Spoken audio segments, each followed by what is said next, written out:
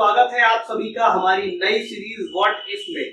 तो कई बार परीक्षाओं में ऐसे हाइपोथेटिकल सवाल पूछ लिए जाते हैं, अगर पाकिस्तान का कभी बंटवारा ही ना हुआ हो, अगर बांग्लादेश भारत का हिस्सा होता, यदि आज भी अखंड भारत हमें पहले की तरह दिखाई देता तो क्या होता। तो आज की सीरीज में ऐसे ही एक विषय, अगर भारत और चीन दोस्त होते तो क्या होता, पर हम चर्चा करेंगे। दोस्तों, यदि भारत और चीन दोस्त होते तो क्या होता, आखिर इन्हें दोस्त होना क्यों चाहिए। तो सबसे पहले इस बैकग्राउंड को समझ लीजिए कि भारत चीन को दोस्त क्यों होना चाहिए। दरअसल जब पश्चिमी देश अपने पैरों पर खड़ा होना सीख रहे थे, तब चीन और भारत में विश्व की सबसे पुरानी सभ्यताएं फल फूल रही थी। दोनों देश कृषि व्यापार में समृद्ध थे, तो सामाजिक सांस्कृतिक रूप में इनकी समृद्धि का सानी कोई नहीं था। दोनों देशों के बीच सांस्कृतिक आर्थिक रिश्ते भी सदियों पुराने हैं। दूसरी शताब्दी ईसा पूर्व में चीन और भारत के बीच संपर्क का पहला लिखा रिकॉर्ड मध्य एशिया में झांगकियान के अभियान के बाद का मिलता है। वहीं पहली शताब्दी ईस्वी के दौरान बौद्ध धर्म भारत के बाहर चीन तक फैल गया। सिल्क रोड के माध्यम से भारत और चीन के बीच व्यापारिक संबंधों ने इस दौरान दोनों क्षेत्रों के बीच आर्थिक संपर्क प्रदान किया। तो अब अगर ऐतिहासिक पन्नों को पलटे तो हम पाएंगे कि इतने शांतिपूर्ण तरीके से सामाजिक, सांस्कृतिक, व्यापारिक, दार्शनिक आदान प्रदान के उदाहरण विश्व में और कहीं नहीं है। एक देश ने दुनिया को ग्रेट वॉल बनाकर सत्ते में डाला, तो दूसरे ने ताजमहल का निर्माण कर दुनिया को मंत्रमुग्ध कर दिया। कहते हैं इतिहास में दोनों देश इतने समृद्ध थे कि विश्व की लगभग 50% से अधिक जीडीपी का उत्पादन इन्हीं दोनों देशों के द्वारा होता था। लेकिन दोनों ही देश औपनिवेशिक शोषण के शिकार हुए और अपनी बादशाहत को खो बैठे। यह औपनिवेशिक इतिहास भी दोनों देशों को करीब लाता है। हालांकि 7 दशक से भी अधिक समय से दोनों देशों के बीच रिश्ते सामान्य नहीं है, मगर इतिहास की क्रूरता को भूलकर आज जब दोनों देश एक बार फिर ऐतिहासिक समृद्धि को वापस पाने के लिए प्रयासरत हैं, तो ऐसे में दोनों देशों को एक प्रयास अपने संबंधों को पुनर्जीवित करने के लिए भी करना चाहिए। यदि दोनों देश साथ आ गए तो क्या हो सकता है। असल में चीन और भारत दोनों ही दुनिया के सबसे बड़ी आबादी वाले देश हैं, तो साथ ही सबसे तेजी से उभरती आर्थिक महाशक्ति भी है। यदि ये दोनों देश एक साथ आ गए तो एशिया ही नहीं बल्कि पूरे विश्व की तस्वीर बदलने का दमखम रखते हैं। इन दोनों देशों के साथ आ जाने से न केवल भू राजनीतिक गतिशीलता बदलेगी, बल्कि आर्थिक सांस्कृतिक परिवर्तन भी आएंगे।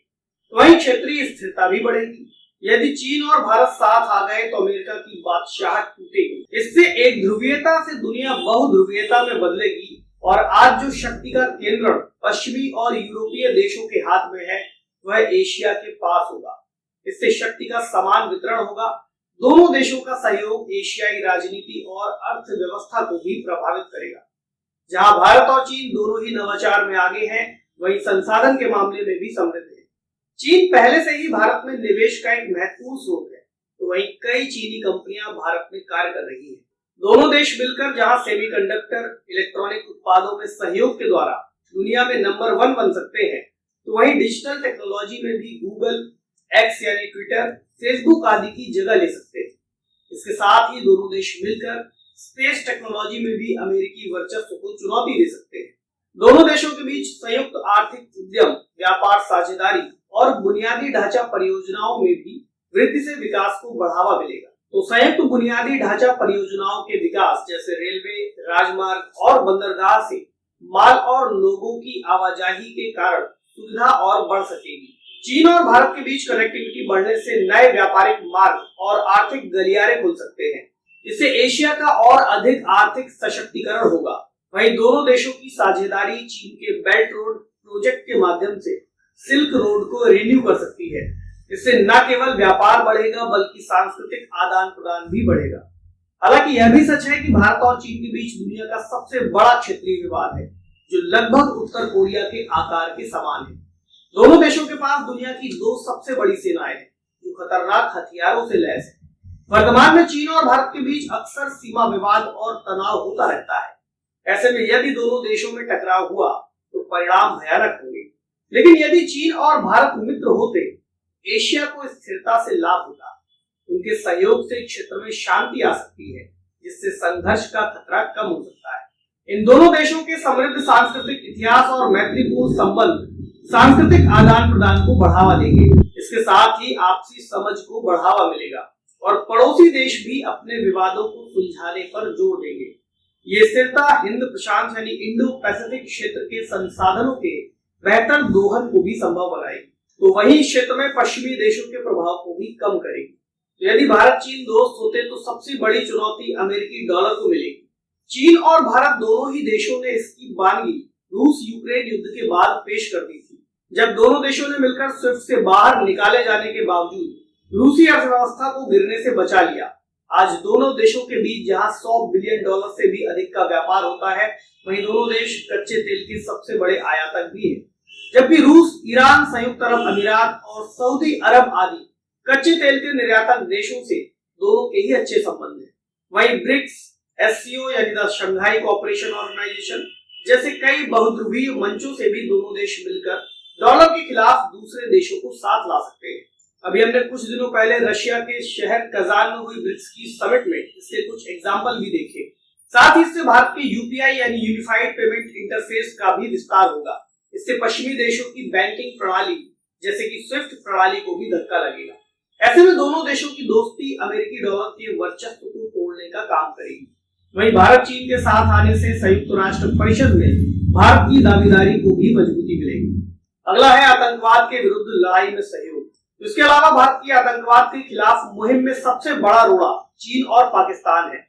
भारत जब भी संयुक्त राष्ट्र में आतंकवाद के विरुद्ध प्रस्ताव लाता है, चीन उस पर वीटो कर देता है। इसके अलावा पाक समर्थित आतंकवाद में भी चीन की महती भूमिका है। ऐसे में यदि भारत चीन साथ होते हैं तो आतंकवाद के खिलाफ दुनिया ज्यादा एकजुट नजर आएगी। इससे विश्व में आतंकवाद के खिलाफ नई मुहिम छिड़ेगी। साथ ही भारत में नक्सलवाद हो या उत्तर पूर्वी राज्यों में अलगाववाद, इनमें कमी आएगी। इससे भारत राष्ट्र के तौर पर अधिक स्थिर होगा। अगला लाभ है परमाणु निशस्त्रीकरण को बढ़ावा।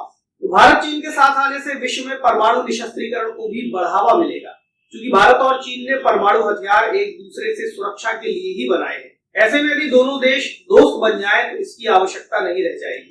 इसके अलावा यदि भारत और चीन दोस्त बन जाते हैं तो एक दूसरे के खिलाफ इस्तेमाल किए जाने वाले संसाधनों पर हुए खर्च को वे अपने लोगों के विकास के लिए इस्तेमाल कर सकते हैं। इससे दोनों देशों में व्याप्त समस्याएं जैसे बेरोजगारी, गरीबी, असमानता, इन सबको रोकने में कामयाब हो सकेंगे। तो हालांकि ये सब सुनने पढ़ने में तो बहुत अच्छा लग रहा है कि यदि ये दोनों देश करीब आ गए तो ऐसा होगा वैसा होगा, पर अभी ये सिर्फ कल्पना है। हालांकि ऐसा संभव हो सकता है, पर इस रास्ते में कई चुनौतियां हैं, जैसे कि तिब्बत की स्वायत्तता का मुद्दा, सीमा विवाद, पहले हो चुके युद्ध, आर्थिक रणनीतिक प्रतिद्वंदिता आदि। वैसे इन चुनौतियों के बावजूद यदि दोनों देश चाहें तो इन बाधाओं को दूर कर सकते हैं और एशिया को दुनिया का केंद्र बिंदु बना सकते हैं, जो विश्व शांति, समृद्धि और स्थिरता में महत्वपूर्ण योगदान देने में सक्षम हो सकता है। तो कमेंट सेक्शन में जरूर लिखें कि आपकी इस विषय पर क्या राय है। क्या आप चाहते हैं कि भारत और चीन कभी दोस्त बने?